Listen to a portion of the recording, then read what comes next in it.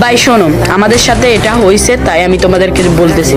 একটা টুর্নামেন্টের ফর্ম আছে, যে ফর্মটাতে 5 জন একটা ইউটিউব চ্যানেলকে সাবস্ক্রাইব করে তাদের টিমের 5 জনে স্ক্রিনশট দেওয়া লাগে। ওইটা দেওয়ার পরে ওদের টুর্নামেন্টটা ক্যান্সেল হয়ে গেছে, কিন্তু ওইখানে তো ওদের সাবস্ক্রাইবার বেড়ে গেছে, ওদের চ্যানেলটাও মনিটাইজেশন হয়েছে, ওরা টাকা কামাইছে। বাট সেকেন্ড টাইম আমি আরও একটা টুর্নামেন্ট রেজিস্ট্রেশন করছি, ওইটাতে হয়েছে, বাট ওইটাতে বিবেসদের প্লেয়ার ছাড়া আমরা জয়েন হতে পারিনি, ওইটাতে শুধু বিবেসরাই হয়েছে। আর এটা করে লাভ কি ভাই? আমরা ছোট মানে যেসব নিউ স্পোর্টস প্লেয়াররা ওরা তো ছোট থেকেই বড়গুলো টুর্নামেন্ট খেলার চেষ্টা করবে। এখন তো আমরা ছোট খেলে প্র্যাকটিস করবো, ছোট ছোট টুর্নামেন্ট খেলে, বাট আমরা খেলতে পারতেছি না, কারণ এইখানেও ব্যবসা শুরু হয়ে গেছে।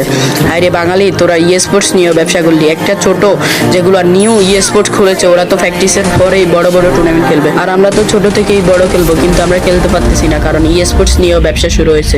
তো সবাই ভালো থাকবেন, সুস্থ থাকবেন, আমাকে একটু সাপোর্ট করেন।